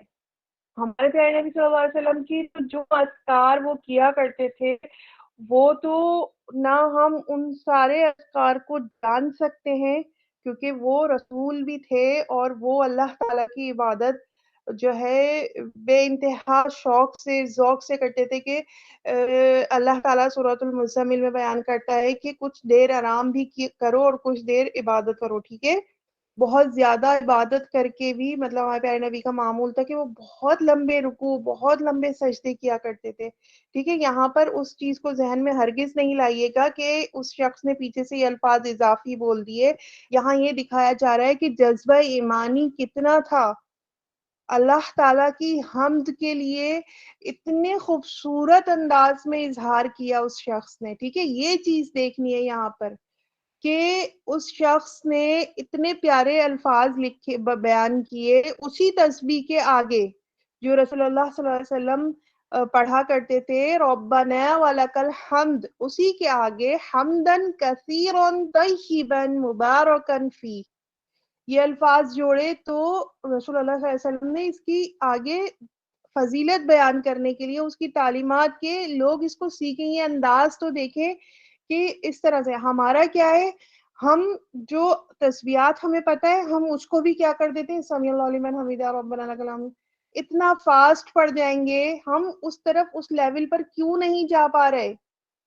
ہم تو سوچ ہی نہیں سکتے نا کہ یہ الفاظ بھی ہم ادا کریں. ٹھیک ہے، ہم چلو عربک لینگویج سے واقف نہیں ہیں، ہم اپنی طرف سے کوئی الفاظ نہیں جوڑتے، ہمیں جو پتہ چلتا ہے ہم صرف وہی پڑھتے ہیں. ٹھیک ہے، ہمارا وہ لیول ہی نہیں ہے. لیکن جو ہے اس کو تو ہم ایٹ لیسٹ اچھے انداز میں پڑھیں، اچھا سا ٹائم دیں، اسی الفاظوں سے اللہ تعالیٰ کو راضی کر لیں. ٹھیک ہے، یہ سوچ رکھیے گا. یہ الفاظ جو سمیع اللہ لمن حمیدہ، اس کے میننگس آپ کو پتا ہونے چاہیے. اس کو بہت اچھے انداز، بہت محبت سے، بہت ٹائم لگا کر، جو اس کا ٹائم ریکوائرڈ ہے اس طرح سے پڑھنا ہے. گاڑی نہیں چلا دینی ہے جلدی سے، کوئی مشین نہیں چلا دینی ہے. ٹھیک ہے، آگے یہ الفاظ ہمیں حدیث سے ملتے ہیں تو ہماری کیا کوشش رہے گی کہ ہم بھی یہ الفاظ سیکھ لیں. اگر ریگولر نہیں تو کبھی کبھی تو ہم پڑھ سکیں کہ یہ اتنے پیارے الفاظ تھے کہ فرشتے جو ہے سبقت کرنے لگے. ٹھیک ہے، اب یہاں آگے بڑھتے ہیں. اگلی حدیث دیکھیے صحیح بخاری کی 803. جب آپ صلی اللہ علیہ وسلم سجدے کے لیے جھکتے تو کہتے اللہ اکبر. ٹھیک ہے، اللہ اکبر کہنے کے بعد سجدے کی طرف چلے گئے. اب سجدہ دیکھیں کس طرح کرنا ہے، اس کو ہم ڈیٹیل میں سمجھیں گے. اللہ کے رسول صلی اللہ علیہ وسلم نے فرمایا، جب تم میں سے کوئی آدمی سجدہ کرنے لگے تو اپنے ہاتھ اپنے گھٹنوں سے پہلے زمین پر رکھے اور اونٹ کی طرح نہ بیٹھے. اونٹ کی طرح، اونٹ کو دیکھا ہے بیٹھتے ہوئے؟ مطلب دونوں ٹانگیں ادھر چلی گئی پہلے تو وہ پورا جھول جاتا ہے، پتہ ہی نہیں ہوتا کہ اس سمت بیٹھنے والا ہے کہ اس سمت بیٹھنے والا ہے. جب بیٹھے گا تو پتہ چلے گا کس کروٹ بیٹھنا ہے. ٹھیک ہے، اس طرح ڈاما ڈول ہوتے ہوئے نہیں بیٹھنا. آپ کی ایک بہت اچھی سی پوزیشن ہونی چاہیے. تو پہلے جب آپ نیچے سجدے کے لیے جانے لگے تو آپ نے یہ بھی نہیں کرنا کہ ٹھک سے اپنے گھٹنے جو ہے وہ زمین پر ٹھوک دیے، ٹھیک ہے، کیونکہ یہ طریقہ ہمیں ملتا ہی نہیں ہے. ہم نیچے جھکے اور ہم نے اپنے گھٹنوں سے پہلے اپنے ہاتھ زمین پر رکھنے، اپنے جسم کو سپورٹ دینے کے لیے، اور بڑے طریقے سے گھٹنے رکھ دینے، اور اپنی ٹانگوں کو سائیڈ میں نہیں لے کے جانا. اونٹ جب بیٹھتا ہے تو اپنی ٹانگیں سائیڈ کی طرف کر لیتا ہے. یہ وہ انداز ہے جو کہ فرق بنانے کے لیے کہ لیڈیز کا الگ ہے اور جینٹس کا الگ ہے. تو لیڈیز جو ہے اپنی دونوں ٹانگیں ایک طرف کر لیتی ہیں، جبکہ حدیث میں ہمیں کلیئر بتایا جا رہا ہے کہ اس طرح سے نہیں کرنا ہے. تو یہاں پر ہمیں اپنے ہاتھ رکھنے کے بعد اپنے گھٹنے زمین پر ٹکانے ہیں، اور وہ گھٹنے کہیں ادھر سے ادھر نہیں کرنے، وہ گھٹنے اسی پوزیشن میں رہیں گے جس طرح آپ کھڑے ہوئے تھے. آپ کے جو پنجے تھے وہ آپ کے اسی جگہ پر رہے، صرف جو انگلیاں تھیں وہ آپ کی مڑ گئیں، قبلہ رخ ہی رہیں گی. آگے ہم اس کی ڈیٹیل پڑھتے ہیں. سنن ابو داؤد حدیث نمبر 840. رسول اللہ صلی اللہ علیہ وسلم نے فرمایا، جب تم میں سے کوئی سجدہ کرے تو ایسے نہ بیٹھے جیسے کہ اونٹ بیٹھتا ہے، چاہیے کہ اپنے ہاتھ گھٹنوں سے پہلے رکھے. ٹھیک ہے، اپنے ہاتھ پہلے رکھے، پھر گھٹنے ٹک گئے. اب ہماری کیا کیا چیز زمین پر لگی ہے؟ ہمارا جو ہے 2 ہاتھ، 2 گھٹنے اور 2 ہمارے پیروں کے پنجے. اس کے علاوہ ہماری پنڈلی زمین پر نہیں لگی ہوئی ہے. ٹھیک ہے، آگے ہمارے پاس تصویر بھی موجود ہے جس میں ہاتھ پہلے رکھنے کا طریقہ بتا دیا گیا ہے. ہمارے پیر جہاں ہم کھڑے ہوئے تھے، ہمارے پیر اسی پوزیشن میں ابھی بدلے نہیں ہیں. ہمارا سجدے کا جو پوزیشن ہوگی اس میں بھی جو ہماری انگلیوں کی جگہ ہے نا، جو ہم کھڑے ہو کر جس جگہ ہماری انگلیاں تھی پیروں کی، وہ اسی جگہ رہیں گی. اس کی جگہ نہیں بدلنی، اس کی پوزیشن نہیں بدلنی ہے. ٹھیک ہے، اس چیز کو سمجھ لیجئے گا میں کیا بتانا چاہ رہی ہوں. جہاں کھڑے تھے وہی جگہ رہے گی. ہم پہلے نیچے بیٹھنے کے ارادے سے گئے، ہم نے ہاتھ زمین پر رکھے، پھر ہم نے گھٹنے ٹکا لیے، ہمارے پنجے اپنی جگہ سے نہیں ہلے. اگلی حدیث دیکھیے صحیح بخاری کی 812. نبی کریم صلی اللہ علیہ وسلم نے فرمایا، مجھے 7 اعضاء پر سجدہ کرنے کا حکم ہوا ہے. 7 اعضاء یعنی ہمارے جسم کے 7 اعضاء. پیشانی پر اور اپنے ہاتھ سے ناک کی طرف بھی اشارہ کیا، یعنی پیشانی اور ناک ایک ساتھ ہے. ٹھیک ہے، ہماری پیشانی ناک کی جو ہماری ہڈی ہے، جو ناک کا اٹھان ہے، وہ اس کے ساتھ ہی شامل ہے، اور دونوں ہاتھ اور دونوں گھٹنے اور دونوں پاؤں کی انگلیوں پر. ٹھیک ہے، انگلیوں پر دھیان رکھیے گا کہ پاؤں کی انگلیوں کی بات ہو رہی ہے. اس طرح کہ ہم نہ کپڑے سمیٹے نہ بال. ہم نے سجدے میں جانے کے لیے جو پوزیشن رکھنی ہے وہ اتنی ڈھیلی نہیں ہونی چاہیے. کبھی ہم ادھر سے اپنا کپڑا ٹھیک کر رہے ہیں، کبھی ہمارا جو ہے مردوں کے لیے بال ہو گیا، اگر لیڈیز کی بات کی جائے تو دوپٹہ ہو گیا. ہمیں پہلے ہی اپنی ساری جو لباس ہے اس کی طرف سے مطمئن ہونا ہے، اور پھر اب ہم نے اپنی نماز میں کچھ اور حرکتیں نہیں کرنی ہے. ہمارا سارا فوکس ہمارے الفاظ کی ادائیگی پر ہوگا، ہمارے دھیان پر ہوگا کہ اللہ ہمیں دیکھ رہا ہے. اور جب ہم سجدے میں جائیں تو ہم نے سجدہ بھرپور کرنا ہے. ٹھیک ہے، ہمیں بہترین انداز میں سجدہ کرنا ہے. ہم نے اپنے سجدے میں یہ رکھنا ہے کہ اللہ ہمیں دیکھ رہے، کل کائنات کا رب ہمیں دیکھ رہا ہے. اللہ نے ہمیں یہ موقع دیا ہے کہ ہم سجدہ کر سکیں. ٹھیک ہے، تو ہم نے اس سجدے کو بھرپور انداز میں کرنا ہے. اور کرنے کی جو کنڈیشن بتا دی ہے کہ آپ کی پیشانی ہے، اسی کے ساتھ ناک کا حصہ ہے، یہ آپ کا زمین پر رہے گا. آپ کے ہاتھ جو آپ نے رکھے وہ ہتھیلیوں کا حصہ ہے، آپ کی کوہنیوں تک کا نہیں ہے، صرف ہتھیلی کا حصہ ہے. اسی طرح آپ کا گھٹنا ہے، اور پھر آپ کے پیر کی انگلیاں ہیں. ٹھیک ہے، پنڈلی نہیں ہے شامل، پیر کے پنجے کا کوئی اور حصہ، ایڑی کچھ بھی نہیں، صرف انگلیاں. ٹھیک ہے، تو یہ ہمارے 7 حصے ہو گئے. اسی طرح ہم اگلی حدیث دیکھیں کہ سلسلۃ الصحیحہ کی حدیث 639. رسول اللہ صلی اللہ علیہ وسلم نے لکڑی اور تکیے پر سجدہ کرنے سے منع فرمایا ہے. لکڑی اور تکیے پر. ٹھیک ہے، آگے سپورٹ کے لیے چلے، نہیں کیا جا رہا، نہیں جھکے جا رہا. اب میں یہاں پر ایک تو یہ بات کہتی ہوں، آج کے دور میں ہم بہت ساری جو ہماری مائیں ہیں، ہماری آنٹیاں، خالہ، پھپھو، جو بھی ایجڈ ہوتے جاتے ہیں، وہ جو ہے اس مرض میں مبتلا ہو جاتے ہیں کہ وہ سجدہ نہیں کر پا رہے ہوتے. ٹھیک ہے، یا بیٹھ کر نماز نہیں پڑھ پا رہے ہوتے. تو یہ ساری چیزیں اگر ہم جو نماز کا طریقہ ابھی ہمارے سامنے آیا ہے، ہم اس طرح سے اگر ہم نماز ادا کرتے ہیں، آپ دیکھیے گا ہماری نماز بہت آسان ہو جائے گی. ہمارا سجدہ بہت، میں الحمدللہ شروع سے، جب سے میں نے نماز بچپن سے شروع کی ہے، میں اسی طرح سجدہ کرتی آ رہی ہوں. لیکن جب میں ان لیڈیز کو دیکھتی تھی کہ وہ پوری بچھی ہوئی ہیں زمین کے اوپر، ان کا پیٹ بھی دبا ہوا ہے اور عجیب حالت ہے، تو وہ اس میں سانس کیسے لے پاتی؟ مطلب ایک گھٹن والا مجھے تو ان کو دیکھ کر الجھن ہوتی تھی کہ کتنی فورس ان کو لگانی پڑتی ہے، کس طرح سے یہ کرتی ہیں سجدہ، اور پھر اٹھنا اس طرح پورا جسم زمین پہ چپکا ہوا ہے، اور پھر وہ اٹھنا اور پھر ٹانگیں اس طرف، اور مطلب بہت میں ان کو دیکھ کر جو ہے الجھن کا شکار رہتی تھی. اور بعد میں زیادہ ہلو. رہی. ٹھیک ہے، تو یہاں پر مجھے بتائیے میری آواز آ رہی ہے؟ بالکل کلیئر ہے آ لبنہ، رہی ہے اپنا آپ بھی. کنٹینیو کیجیے.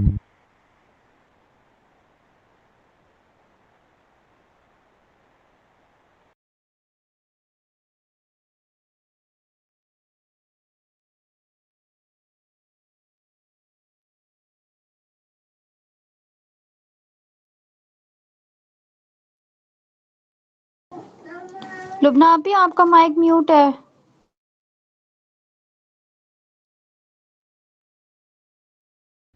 لبنہ ابھی آپ کی آواز نہیں آ رہی بالکل بھی. جی میں کنٹینیو کرتی ہوں. یہاں پر ہمارے سامنے جو حدیث سے پتہ چلا کہ لکڑی اور تکیے پر سجدہ نہیں کرنا.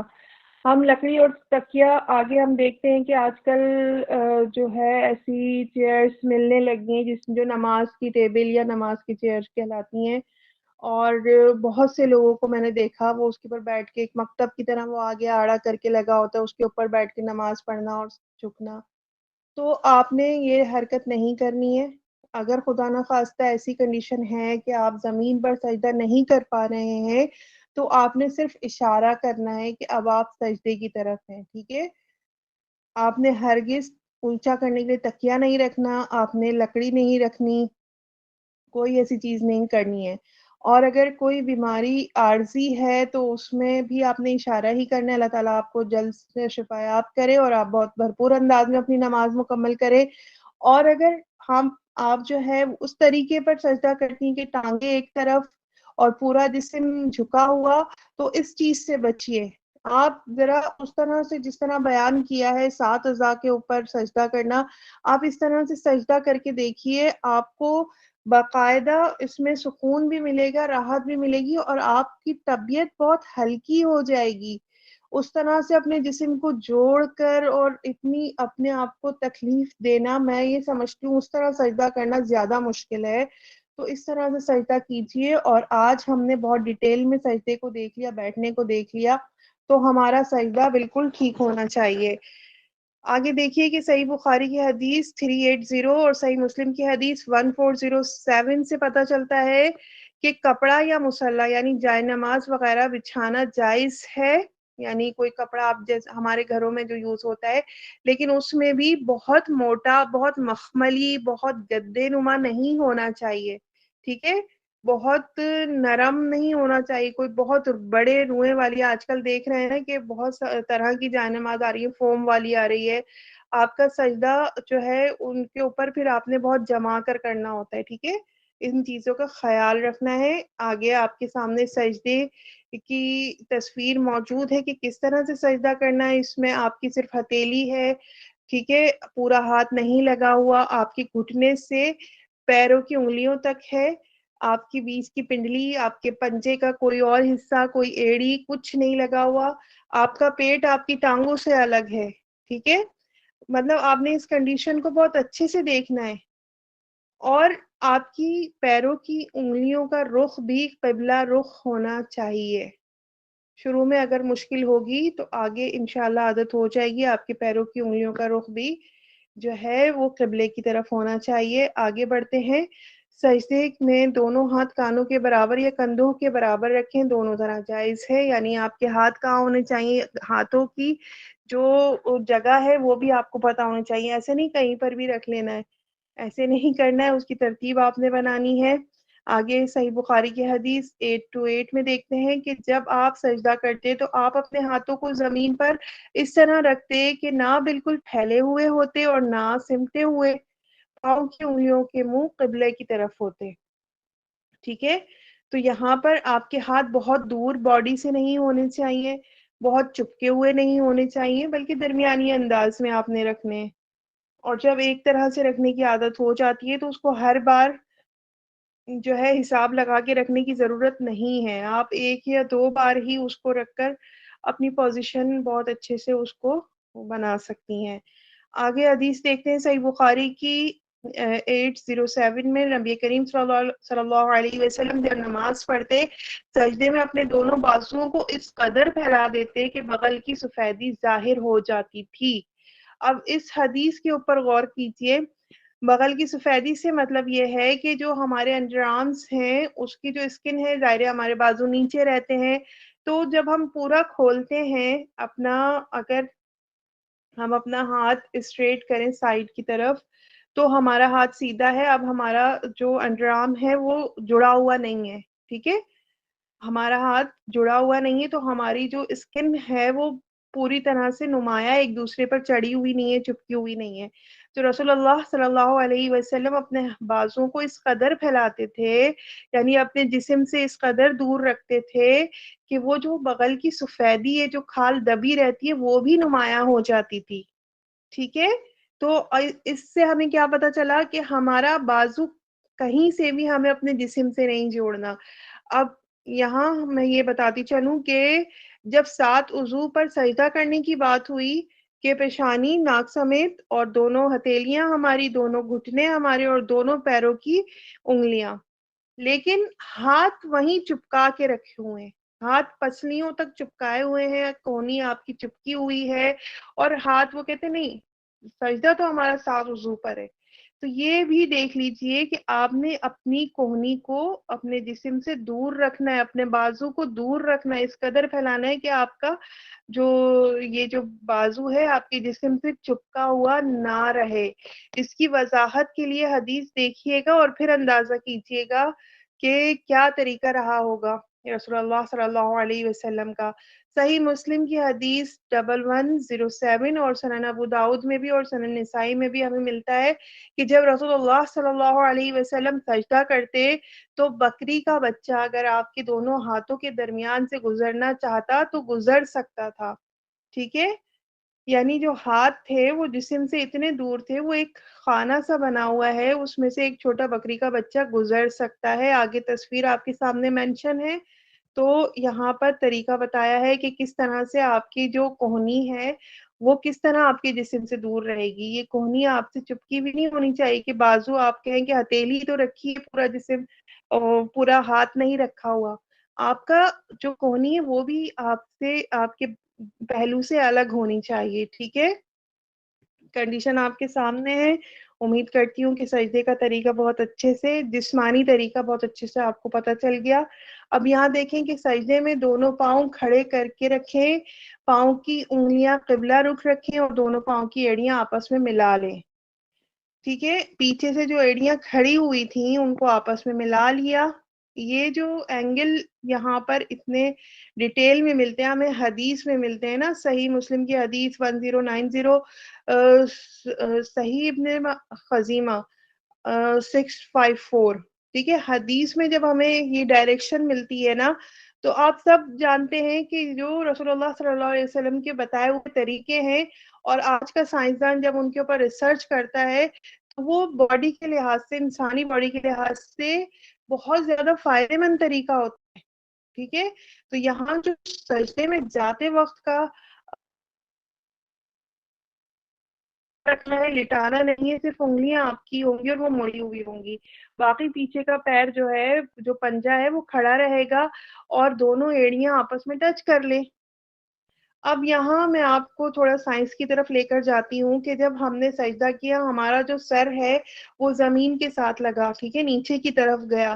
اور ہم جانتے ہیں کہ ہمارے پیروں میں بہت سارے ایسے پوائنٹس موجود ہیں جو ہمارے جسم کے مختلف اعضاء کو سپورٹ کرتے ہیں. ٹھیک ہے نا, پوائنٹس سے ایک تھراپی چلتی ہے کہ مساج کریں تو یہ والا اینگل مساج کریں تو اس کو فائدہ پہنچے گا, یہ سب آپ جانتے ہیں.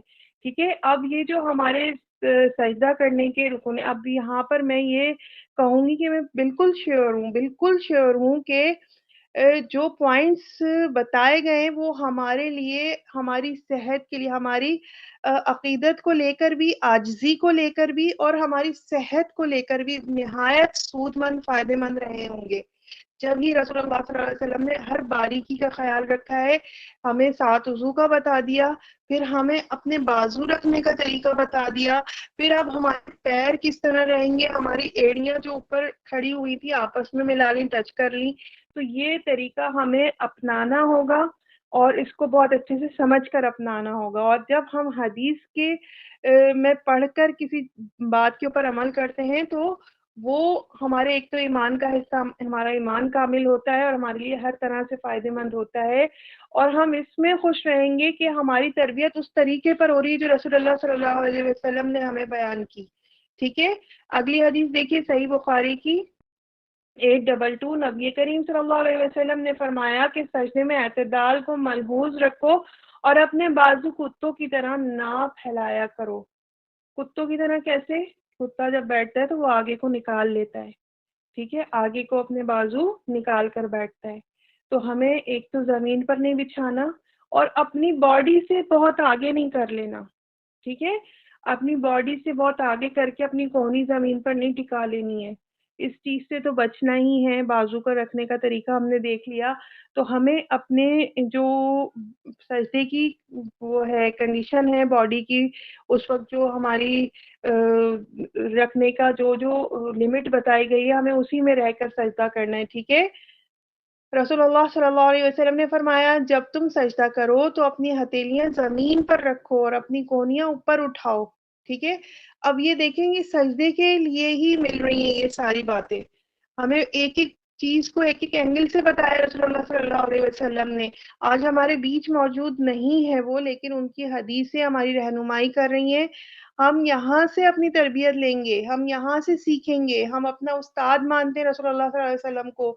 اللہ کے بعد رسول اللہ صلی اللہ علیہ وسلم وہ ہستی ہیں جنہوں نے ایک تو قرآن کا خلاصہ بتایا اپنی شخصیت کے ذریعے, اور پھر جو حکم ملا ہمیں فرض نماز کا, پھر اللہ کو راضی کرنے کا, سجدہ کرنا اللہ تعالیٰ کو بے تحاشا پسند ہے.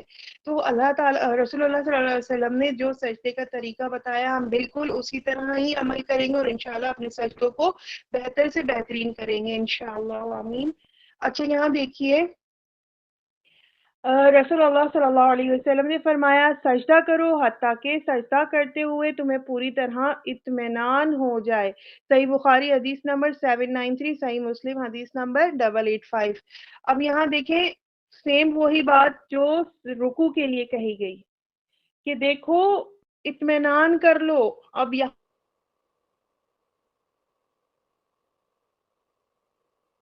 پر آپ چھوٹی چھوٹی چیزوں کے لیے سیٹسفائی ہونا ہمارے لیے بعض اوقات مشکل ہو جاتا ہے نا. کوئی شاپنگ کر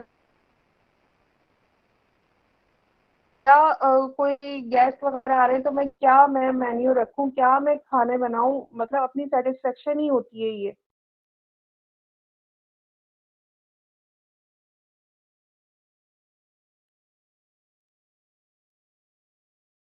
سیٹسفیکشن ہمیں ملے گی. ہمارا سجدہ کتنا اچھا ہونا چاہیے, ہمارا رکوع کتنا اچھا ہونا چاہیے, کیونکہ رسول اللہ صلی اللہ علیہ وسلم نے کہا کہ اطمینان ہو جائے, پوری طرح مطمئن ہونا کہ ہاں اب یہ میں نے صحیح کیا.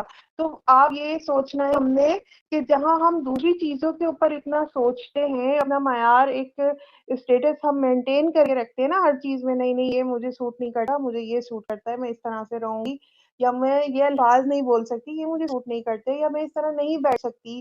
ٹھیک ہے, ہر ایک چیز کا ہم معیار ایک مینٹین کر کے رکھیں نا, تو کیا ہماری ابھی پڑھے جانے والی نماز ہمارے معیار کے مطابق ہے کہ ایک مسلمان جو اپنے آپ کو گناہگار سمجھتا ہے اور اللہ تعالیٰ کے حضور سجدہ ریز ہے کہ اللہ تعالیٰ ایک نظر عنایت کر لے اور مجھے میری عبادت کو قبول کر لے، کوئی ایک عمل، کوئی نیکی قبول کر لے. ہمیں نیکیاں کرنی ہے، ہمیں بتایا گیا ہے کہ نیکی کرے آپ کو اس کا یہ اجر ملے گا، یہ اجر ملے گا. کہ آیا میرے اندر کوئی ایسی بات تو نہیں تھی کہ میری نیکی وہ قبولیت کے درجے میں پہنچی بھی ہے؟ کہیں اس میں کوئی دکھاوا تو نہیں آ گیا تھا؟ کہیں یہ چیز تو ہم نہیں وہ کر سکتے. ہم یہ تو نہیں سوچ سکتے کہ میں نے بالکل یہ کام کر دیا، اب میرا یہ کام ہو گیا، میری اتنی نیکیاں بالکل سیکیور ہیں. نہیں، ہمیں ہر وقت ڈرنا ہے، ہمیں نیکی کے کام کرنے ہیں، ہمیں اچھے کام کرنے ہیں، اپنے فرائض کو ادا کرنا ہے، اپنے ذمہ داریوں کو پورا کرنا ہے بہترین انداز میں. کیونکہ قبولیت کا درجہ دینے والا کون ہے؟ وہ اللہ ہے. وہ اللہ ہے، اس کو راضی کرنا ہے.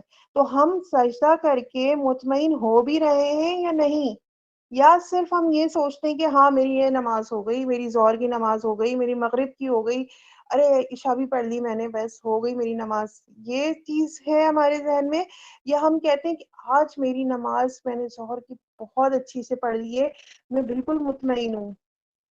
کیا ہم نماز پڑھنے کے بعد کہتے ہیں الحمدللہ آج کی نماز کے بعد بہت سکون ملا، آج ظہر کی نماز پڑھی اتنا مزہ آیا، اتنا سکون ملا، اور آج تو بہت میں ریلیکس ہو گئی نماز پڑھ کے، میں بہت ٹینشن میں تھی، میں نے نماز شروع کی، میں اپنی ٹینشن بھول گئی، اور مجھے اللہ تعالیٰ نے میری جو نماز کی نیت تھی، جو میری نماز میں دھیان تھا کہ اللہ مجھے دیکھ رہا ہے، میں اللہ تعالیٰ کی تعریف ابھی ابھی ہم نے پڑھا کہ اللہ نے اس کی سن لی جس نے اس کی تعریف بیان کی، جس نے اس کی پاکی، جس نے اس کی عظمت بیان کی. ٹھیک ہے، اب جب ہم کہہ رہے ہیں کہ اللہ نے اس کی سن لی، کیا ان الفاظ کے وقت اتنے ہمارا ذہن اس کنڈیشن میں تھا ہم جو الفاظ ادا کر رہے ہیں؟ کیا ہمارا جسم اس پوزیشن میں تھا؟ کیا ہم نے سجدہ کرتے ہوئے اللہ کو راضی کر لیا؟ تو یہاں اس اطمینان کی بات ہو رہی ہے.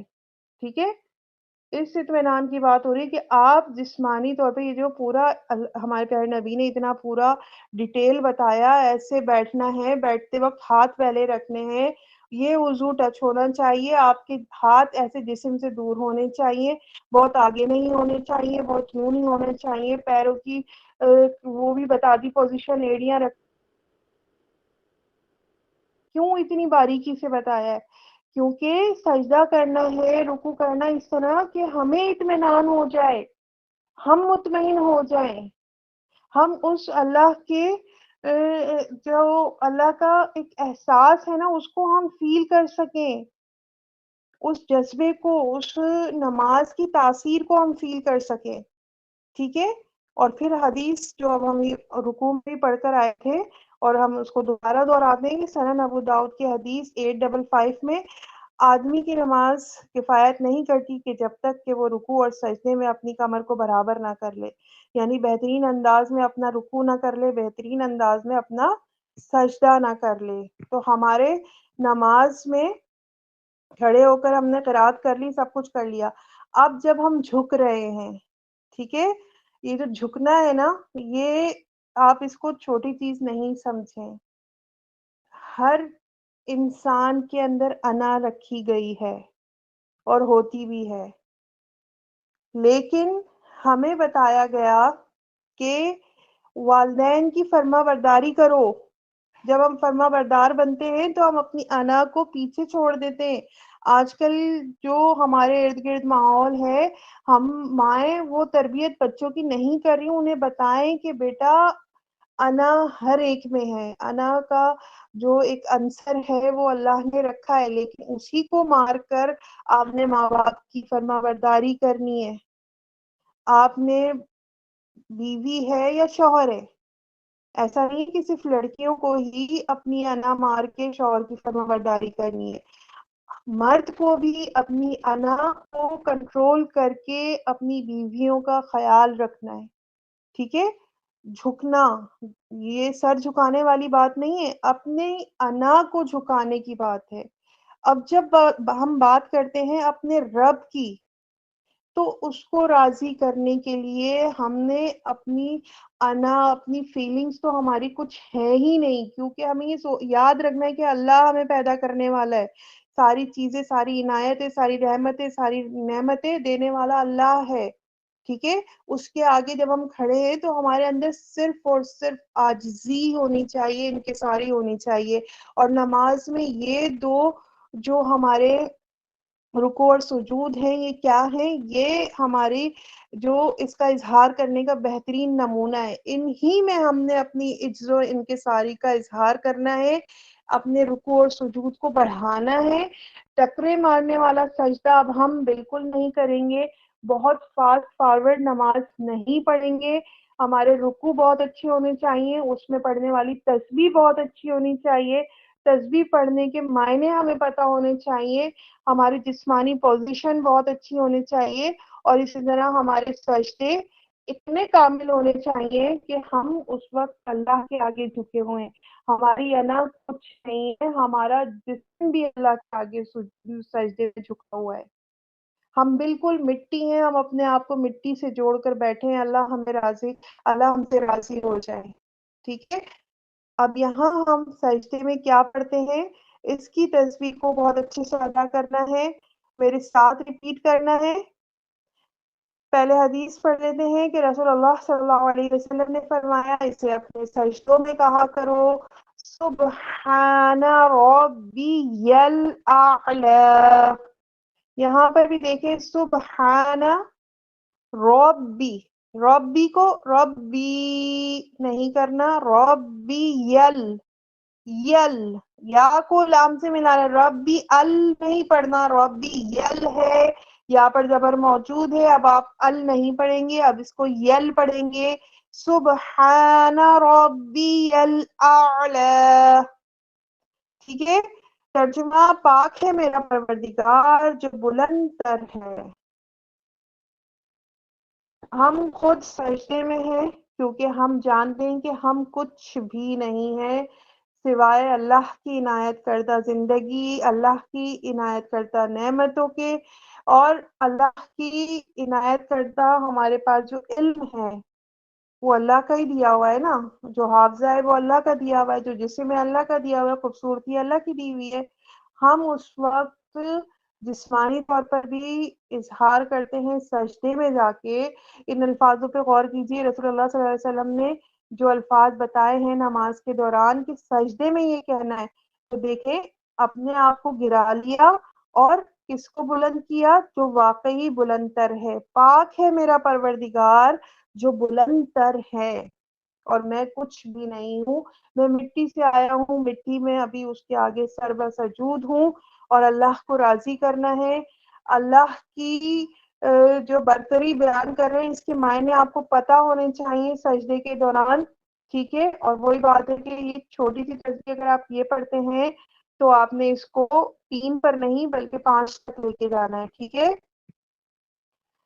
آگے دیکھیے کہ رسول اللہ صلی اللہ علیہ وسلم اپنے رکوع اور سجدے میں بکثرت یہ کلمات کہا کرتے تھے، جس کو ابھی میں نے آپ کو اوپر بھی ریڈ کروایا. ریپیٹ وہی سجدے میں بھی بیان کیے گئے ہیں کہ سبحانک اللہم ربنا وبحمدک اللہم اغفر لی. ٹھیک ہے. چھوٹی سی دعا ہے، جو دعا ہم تسبیح پڑھتے چلے آ رہے ہیں، سبحان ربی العظیم اور سبحان ربی الاعلی. ٹھیک ہے. یہ دونوں تسبیحات بھی ثابت ہیں، لیکن یہ تسبیح بھی حدیث میں ملتی ہے تو ہمیں اس کو بھی یاد کرنے کی ضرورت ہے. اور پھر آگے صحیح مسلم کی حدیث سے پتہ چلتا ہے 1091 سے کہ رسول اللہ صلی اللہ علیہ وسلم اپنے رکوع اور سجدے میں یہ کلمات کہتے تھے، سبوح قدوس رب الملائکۃ والروح. ٹھیک ہے. تو یہ دونوں تسبیحات آپ نے یاد کرنی ہے، ترجمہ آپ سب کو پتہ ہونا چاہیے. اب ایک سجدہ ہو گیا ہمارا. ٹھیک ہے. اب ایک سجدے سے ہم اٹھ کر بیٹھے، اور دونوں سجدوں کے درمیان بیٹھنا کیسا رہے گا، کیا کرنا ہے اب؟ تو رسول اللہ صلی اللہ علیہ وسلم اپنا سر سجدے سے اٹھاتے اور اپنا بایاں پاؤں موڑ لیتے. ٹھیک ہے. بایاں پاؤں موڑ لیتے اور اس کے اوپر بیٹھ جاتے، اور دایاں پاؤں کھڑا رہتا. دایاں کون سا پاؤں ہوتا ہے؟ سیدھا پاؤں. بایاں کون سا ہے؟ الٹا پاؤں. جو پیچھے کھڑے ہوئے تھے نا، پنجے کھڑے ہوئے تھے، انگلیاں نیچے زمین پر تھیں اور کھڑے ہوئے تھے، تو اس میں سے جو الٹا والا پاؤں تھا اس کو موڑ لیتے، ایسے موڑتے کہ اس کے اوپر بیٹھ جاتے، وہ پیر آپ کے نیچے آ جاتا، اور جو پیر سیدھا پیر جس طرح سے تھا پنجہ کھڑا ہوا تھا وہ ویسے ہی کھڑا رہتا. ٹھیک ہے، تو یہاں پر تصویر بھی آپ کے سامنے موجود ہے اور اس کو دیکھ لیجئے گا. اگر آپ میں سے کسی کے ساتھ کوئی مسئلہ ہے اور بیٹھنے میں مشکل ہوتی ہے تو اس کے لیے بھی ہم حدیث دیکھتے ہیں، لیکن یہاں ہم اپنی دونوں سجدوں کے بیچ میں پڑھے جانے والی تسبیح کے بارے میں بات کرتے ہیں کہ کیا ہمیں کچھ پڑھنا بھی چاہیے، کیا ہمیں اس کی بھی تعلیم ملتی ہے. تو یاد رکھیے گا دونوں سجدے کے بیچ میں جب ہم بیٹھتے ہیں ہمیں لازمی یہ کلمات ادا کرنے چاہیے. رب اغفر لی، رب اغفر لی. ٹھیک ہے، اے میرے رب مجھے بخش دے، اے میرے رب مجھے بخش دے. ٹھیک ہے، پہلے ہم نے اللہ تعالیٰ کی تسبیح بیان کی اور اس کے بعد پھر ہم نے دونوں سجدوں کے بیچ میں بیٹھ کر ہی یہ دعا مانگی. ٹھیک ہے، اب یہاں دیکھیے گا کہ ہمیں حدیث ملتی ہے سنن ترمیزی کی حدیث 284. اس میں بھی ہمیں سجدوں کے بیچ میں جو دعا پڑھنی ہے وہ الفاظ ملتے ہیں. آپ سب یہ دعا یاد کیجئے گا، اور جب تک یاد نہیں ہو تو آپ نے چھوٹی تسبیح پڑھنی ہے. باقی یہ دعا بھی کوئی اتنی مشکل نہیں ہے، بہت آسانی سے یاد ہوتی ہے. اللہم اغفر لی وارحمنی واجبرنی واہدینی وارزقنی.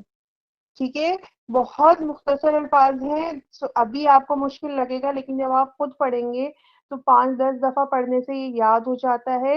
اور اگر آپ کو یاد نہیں ہو رہا تو آج صرف آپ اللہم اغفر لی وارحمنی اتنی بھی یاد کر سکتے ہیں. اگلے دن اگلا لفظ یاد کر لیجئے وجبرنی واہدینی وارزقنی. تو یہ آپ کو 4 دن میں دعا یاد ہو جائے گی جب آپ ایک ایک لفظ کر کے بھی یاد کریں گے. ٹھیک ہے، اور یہ دعا بہت پیاری دعا ہے. اس کے معنی دیکھ لیجئے گا. اے اللہ مجھے بخش دے، مجھ پر رحم فرما، میرے نقصان کی تلافی فرما، مجھے ہدایت دے اور مجھے رزق عطا فرما. اب یہ دعا دیکھیے ہمارے ارد گرد جو ہمارے روزمرہ کے معاملات ہیں، ہمیں انہی چیزوں کی دقت یا پریشانی آنے کی وجہ سے پریشانی ہوتی ہے. ٹھیک ہے نا، مطلب کوئی مسئلہ ہو گیا، کوئی نقصان ہو گیا، ہم خود ہدایت پر نہیں ہے، تب تو آوے کا آوا ہی بگڑ جاتا ہے. ٹھیک ہے، پھر رزق کی تنگی اگر ہو جائے تو پھر بخشش کا تقاضا ہم اللہ تعالیٰ سے ہر وقت کرتے رہیں گے، ہر وقت دعا کرتے رہیں گے. تو یہ الفاظ بہت پیارے ہیں. ٹھیک ہے نا، تو یہ آپ نے لازمی یاد کرنے ہیں. اور یہی دعا ہمیں آگے ایک اور حدیث میں ملتی ہے. مسند احمد کی حدیث ہے 1697 میں. ٹھیک ہے، تو آپ نے اپنی سہولت کے حساب سے اس کو یاد کرنا ہے. اور اگر آج آپ پڑھنا چاہ رہے ہیں اور آپ کو دعا یاد نہیں ہوئی ہے تو آپ نے لازمی رب اغفر لی ضرور بولنا ہے. کب بولنا ہے؟ دونوں سجدوں کے درمیان. ایک سجدہ کر کے جب ہم بیٹھے ہیں اس وقت یہ پڑھنی ہے. تو اب جب ہم یہ الفاظ ادا کر رہے ہیں اور اللہ تعالیٰ سے دعا مانگ رہے ہیں صرف یہ الفاظ ادا کرتے ہوئے کہ رب اغفر لی، اے میرے رب مجھے بخش دے. تو ہم جب یہ دعا مانگ رہے ہیں مجھے بخش دے یا اللہ، ہمارے ذہن میں کیا ہونا چاہیے؟ ہماری بخشش ہوگی تو ہمارا موت کا سفر آسان ہوگا، آخری سفر آسان ہوگا، ہماری جو روح قبض کی جائے گی وہ آسانی سے کی جائے گی. ہمیں جب قبر میں اتارا جائے گا، وہ قبر جو ایک چھوٹا سا ایک گڑھا ہے وہ ہماری بخشش کے نتیجے میں ہی کشادہ ہو سکتا ہے. اور اگر معافی نہیں ملی تو اللہ تعالیٰ عذاب قبر سے بچائے. تو ہم خود اس کے بارے میں بہت اچھے سے علم رکھتے ہیں. یہ ساری چیزیں ابھی قبر میں بھی اترنا ہے. ٹھیک ہے، وہ منزل ابھی آنی ہے. ابھی یہ جو آج ہم نرم گدوں پہ سوتے ہیں، اپنی مرضی سے کھاتے ہیں، پہنتے ہیں، جاتے ہیں، یہ ساری چیزیں نہیں. ہمیں وہ وقت یاد رکھنا ہے، روح قبض کرنے کا وقت. ٹھیک ہے، قبر میں اتارے جانے کا وقت، حساب کتاب لیے جانے کا وقت. ٹھیک ہے، تو ہمیں اس وقت کے لیے بخشش مانگنی ہے. تو کیا ہمیں اس طرح بولنا ہوگا رب اغفر لی رب اغفر لی رب اغفر لی؟ یا پھر ہمارے انداز میں وہ انکساری ہوگی، وہ آنسو ہوں گے ہمارے پاس کہ رب اغفر لی رب اغفر لی رب اغفر لی. ٹھیک ہے، تو آپ نے اپنے انداز میں اپنے احساسات کو لے کے آنا ہے، اپنے لہجے میں اپنے احساسات کو لے کے آنا ہے.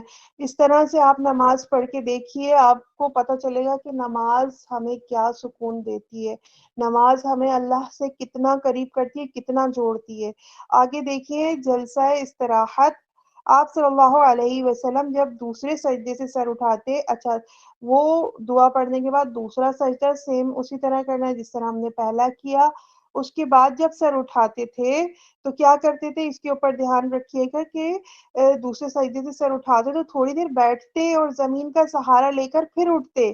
صحیح بخاری حدیث نمبر 823 اور 824. ٹھیک ہے، اب یہاں دیکھیے ہم دوسرا سجدہ کرتے ہی وہی ہاتھ جو ہے جیسے ہمارے ہاتھوں میں اسپرنگ لگ گیا ہو اور اس نے ہمیں فوراً اوپر کی طرف کھڑا کر دیا. ٹھیک ہے، ایسا ہوتا ہے نا. آئے قرات کی رکوع میں گئے، رکوع سے اٹھے، پورے اٹھے بھی نہیں اور سجدے میں چلے گئے، سجدہ کیا ایک لمحے کو، ایک سیکنڈ کے لیے سیدھے اور پھر واپس دوسرے سجدے میں چلے گئے. یہ ساری چیزیں اب بھول جائیں، وہ طریقہ بالکل غلط، وہ طریقہ صحیح نہیں ہے. آج جب ہم پڑھ رہے ہیں اتنے طریقے سے تو ہمیں اپنی نماز کو بہتر کرنا ہے. ہم نے دوسرے سجدے کے بعد بھی تھوڑی دیر بیٹھنا ہے. ہمیں اچھا میرے استاد صاحب نے مجھے یہ جو تھوڑی دیر بیٹھنے کا فارمولا تھا نا وہ اس طرح سمجھایا تھا کہ بیٹا جتنی دیر آپ 3 بار سبحان اللہ بول سکتے ہیں، سبحان اللہ سبحان اللہ سبحان اللہ، بس یہ تھوڑی دیر اتنی ہی دیر ہوتی ہے. ٹھیک ہے، آپ نے اتنی دیر بیٹھنا ہے. آپ نے یہ جو دعائیں مانگی ہیں اب آپ اس سے نکل رہے ہیں. آپ نے سجدہ کیا عجز و انکساری کے ساتھ، اللہ تعالیٰ سے اپنی بخشش طلب کی دونوں سجدوں کے بیچ میں، پھر آپ سجدہ میں گئے.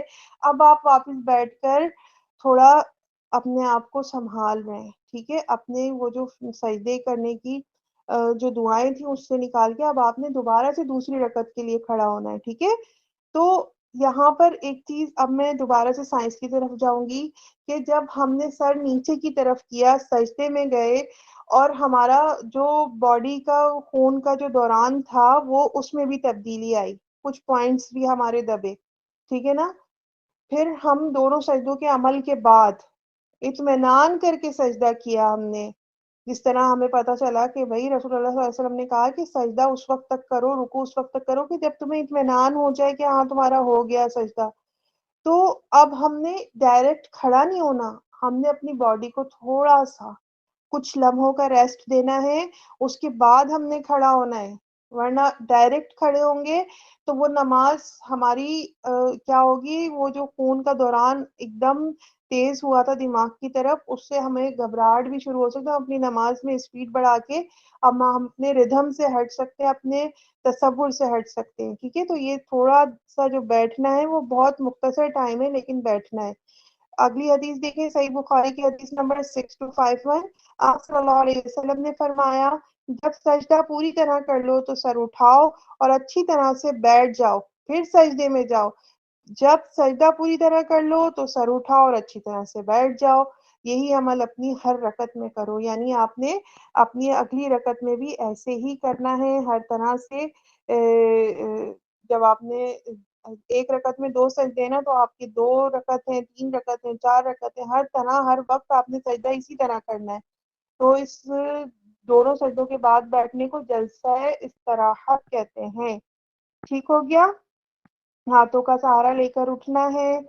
اور یہاں پر ہم دوسری رکعت کا آغاز دیکھ رہے ہیں کہ دوسری رکعت کا آغاز سورۃ الفاتحہ سے کرنا ہے. یہ مینشن کیا گیا ہے تاکہ آپ یہ جان لیں کہ اب آپ نے ثنا، تسبیحات یا تعوذ یا تسمیہ نہیں پڑھنا. لیکن اگر تسمیہ پڑھنے کی آپ کی عادت ہے اور آپ نے پڑھ لی ہے سورۃ الفاتحہ سے پہلے تو اس کا کوئی حرج نہیں ہوتا. لیکن سورۃ الفاتحہ سے ڈائریکٹ آپ شروع کیجیے الحمدللہ رب العالمین سے. ٹھیک ہے، دوسری رکعت کا آغاز. حضرت ابو ہریرہ رضی اللہ تعالیٰ عنہ فرماتے ہیں کہ رسول اللہ صلی اللہ علیہ وسلم جب دوسری رکعت سے اٹھتے تو